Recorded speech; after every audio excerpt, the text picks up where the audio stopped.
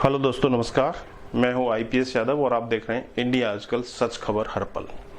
पेश है short news. अब जन से लेकर जग तक सिद्धांत पर आधारित हो जाएगा हमारा जीवन। प्रधानमंत्री नरेंद्र मोदी।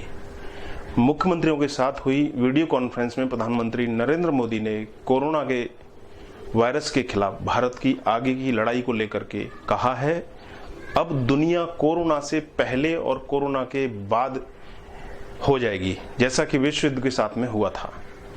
उन्होंने कहा कि अब हमारे जीने का तरीका जन से लेकर के जग तक के सिद्धांत पर आधारित हो जाएगा। लॉकडाउन से निपटने का ब्लूप्रिंट तैयार, 15 मई तक शेयर करें पीएम मोदी। प्रधानमंत्री नरेंद्र मोदी ने सभी राज्यों के मुख्यमंत्रियों से निवेदन किया है कि वह अपने अपने राज्यों में लॉकडाउन से कैसे निपटेंगे उसके संबंध में रणनीति तैयार करके 15 मई तक साझा करें। उन्होंने कहा कि मैं चाहता हूं कि राज्य लॉकडाउन के दौरान और उसमें ढील के बाद की विभिन्न परिस्थितियों से निपटने को लेकर के ब्लूप्रिंट तैयार करें। पीएम मोदी से सीएम का निवेदन। तमिलनाडु में 31 मई तक ट्रेन और हवाई यात्रा सेवा की अनुमति न दें। प्रधानमंत्री नरेंद्र मोदी के साथ मुख्यमंत्रियों की वीडियो कॉन्फ्रेंस के दौरान तमिलनाडु के मुख्यमंत्री ई पलानीस्वामी ने पीएम मोदी से 31 मई तक राज्य में नियमित ट्रेन और हवाई सेवा चालू न करने का निवेदन किया है। उन्होंने इसके पीछे राज्य में बढ़ते हुए कोरोना संक्रमण के मामलों को बताया है। तमिलनाडु में कोरोना संक्रमण के मामले 7,000 से अधिक हो चुके हैं। लॉकडाउन की अवधि को मई अंत तक बढ़ाना चाहिए, नीतीश कुमार। बिहार के मुख्यमंत्री नीतीश कुमार ने सोमवार को मुख्यमंत्रियों के साथ प्रधानमंत्री नरेंद्र मोदी की वीडियो कॉन्फ्रेंसिंग में कहा कि हमारी सलाह है कि लॉकडाउन की अवधि को मई के अंत तक बढ़ा देना चाहिए। उन्होंने आगे कहा कि हालांकि हम लॉकडाउन को लेकर किसी भी फैसले पर केंद्र के सरकार के साथ में हैं और बिहार में कोरोना के 749 मामले सामने आ चुके हैं। झारखंड में कोरोना के अब तक 161 मामले हुए दर्ज। झारखंड सरकार ने सोमवार को बताया, राज्य में कोरोना संक्रमण के कुल मामलों की संख्या 161 हो गई है, जबकि कोरोना मृतकों का आंकड़ा 3 पर स्थिर है। सरकार के मुताबिक राज्य में कोरोना के सर्वाधिक 94 केस रांची, 23 गढ़वा, 10 बोकारो, 8 पलामू, 4 हजारीबाग, धनबाद, गिरिडीह, देवधर, 3 कोडरमा, 2 सिमडे, दुमका, जामतारा में, जबकि सबसे कम 1 मामला गोड्डा में सामने आया है। कोविड-19 को लेकर कंपनी ने कैब्स में ड्राइवर व पैसेंजर सीट के बीच में लगाई पारदर्शी दीवार। कोच्चि में एक प्राइवेट टैक्सी फर्म ने कोविड-19 के प्रसार को रोकने के लिए अपनी कैब में पारदर्शी विभाजन कर ड्राइवर सीट और यात्री सीट को बांट दिया है। फर्म ने यह कदम एर्नाकुलम जिला प्रशासन के सुझावों के बाद में उठाया है। इस फर्म की टैक्सियां उन लोगों के लिए तैनात की गई हैं जो लोग विदेशों से लौट रहे हैं। बिहार में सोमवार को कोरोना के 53 नए केस दर्ज हुए। अब तक कुल मामले हुए 749।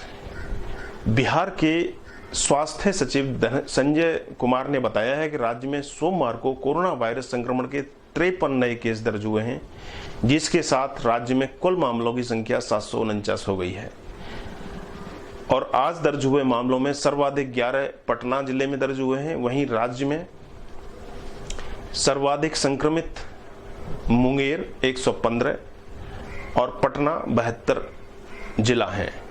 यूपी में आज कोरोना के 109 केस दर्ज, कुल मामले हुए 3573। अब तक 80 मरीजों की मौत। यूपी सरकार ने सोमवार को बताया कि राज्य में कोरोना के 109 नए मामले सामने आने के बाद में 74 जिलों में इनकी कुल संख्या 3573 हो गई है, जबकि इससे अब तक 80 मरीजों की मौत हो चुकी है।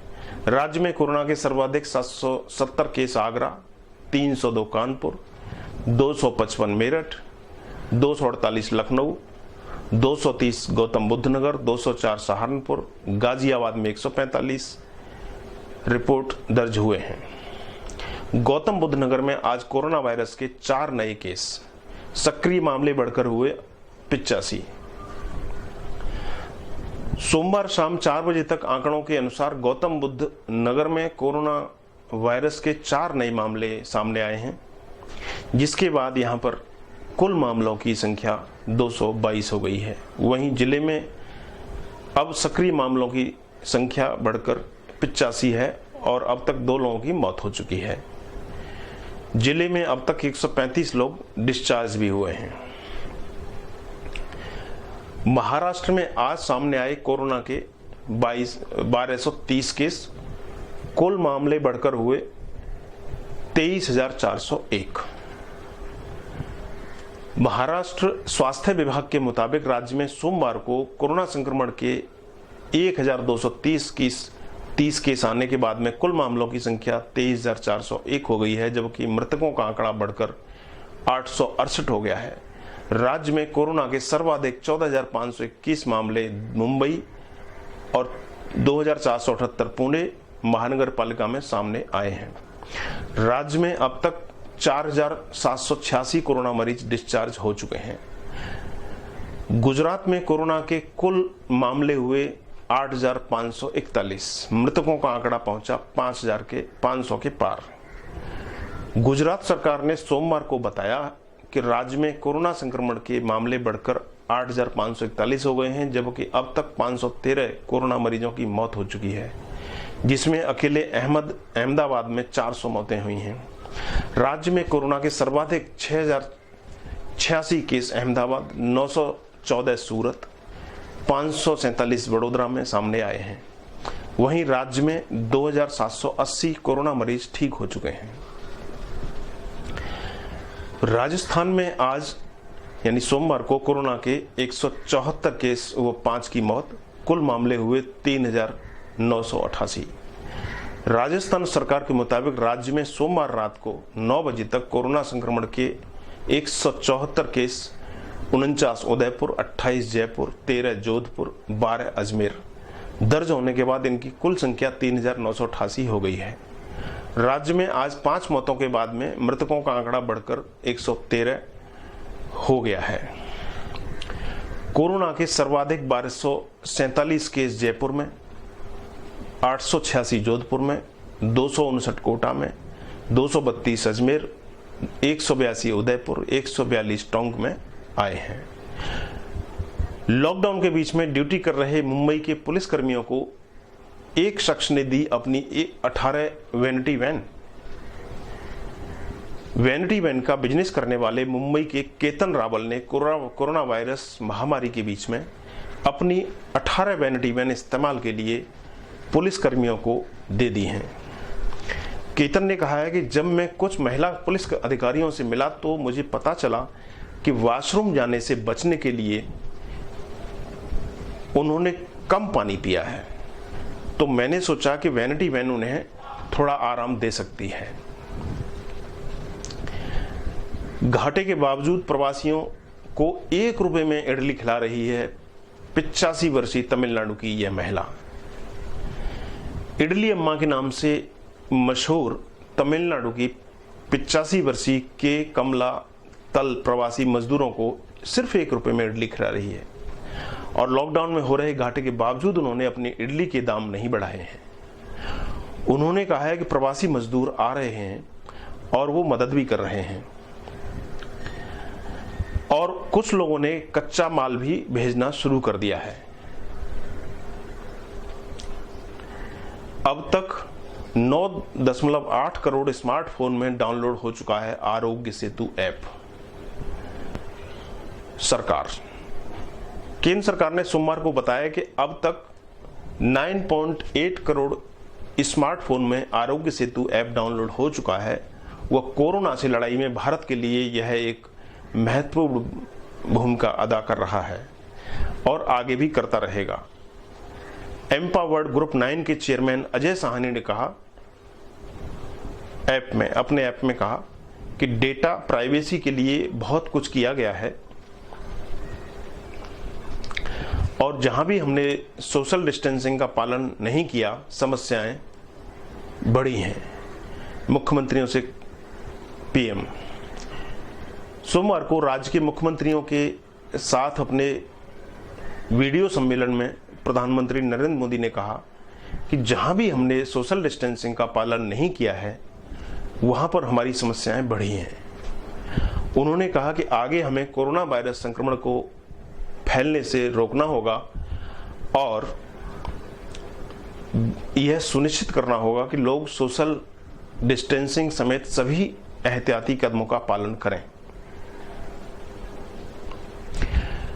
कोरोना वायरस के फैलने की गति को धीमा करने में काफी हद तक सफलता मिली है, यह कहना है WHO का।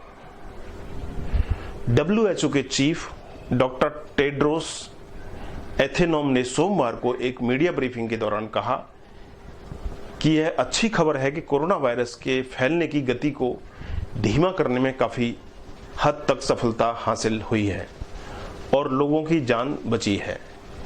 उन्होंने कहा कि देशों ने कड़े कदम उठाए हैं जिसकी कीमत चुकानी पड़ी है और लोगों के जीवन पर हानिकारक प्रभाव पड़ा है। अधिकांश आबादी अभी भी कोरोना वायरस के प्रति अति संवेदनशील है। WHO ने आगे कहा कि महानिदेशक डॉक्टर टेड्रोस एथेनोम ने कहा कि शुरुआती सेरम स्टडी ऐसा दर्शाती है कि पूरी आबादी के अपेक्षाकृत छोटे हिस्से में ही कोविड-19 का सामना करने वाली एंटीबॉडीज है, जिसका मतलब है कि अधिकांश जनसंख्या वायरस के प्रति अति संवेदनशील है। उन्होंने कहा कि जब तक वैक्सीन नहीं आ जाती, व्यापक उपाय ही इससे लड़ने का सबसे प्रभावी तरीका हो सकता है। कोरोना टेस्ट पॉजिटिव आने के बाद डॉक्टर ने मुंबई में से भुज की यात्रा की, जिसके बाद में उस पर केस दर्ज हुआ। महाराष्ट्र में काम करने वाले भुज यानी गुजरात निवासी 22 वर्षीय डॉक्टर के खिलाफ कोविड-19 के टेस्ट पॉजिटिव आने के बाद में बिना अनुमति घर लौटने के लिए केस दर्ज किया गया है।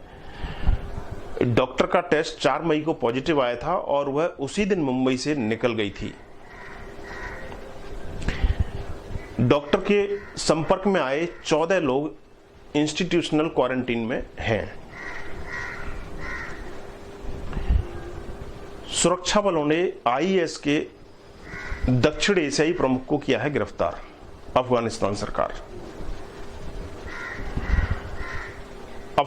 सरकार ने सोमवार को बताया कि अफगानिस्तान के सुरक्षा बलों ने आतंकी संगठन इस्लामिक स्टेट यानी IS के दक्षिण एशियाई प्रमुख अबू उमर खोरसानी के साथ साथ में संगठन के खुफिया विभाग प्रमुख व उसके जनसंपर्क अधिकारी को भी गिरफ्तार किया है।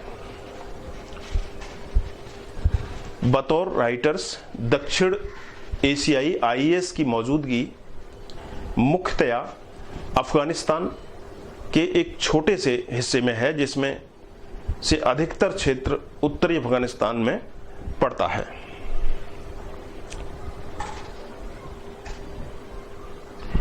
लॉकडाउन को लंबे समय तक बढ़ाना भारत के लिए आर्थिक हाराकिरी साबित हो सकता है। महिंद्रा के बिजनेसमैन आनंद महिंद्रा ने सोमवार को कहा कि अगर लॉकडाउन को लंबे समय तक बढ़ता है तो यह आर्थिक हाराकारी यानी आत्मघाती साबित हो सकता है।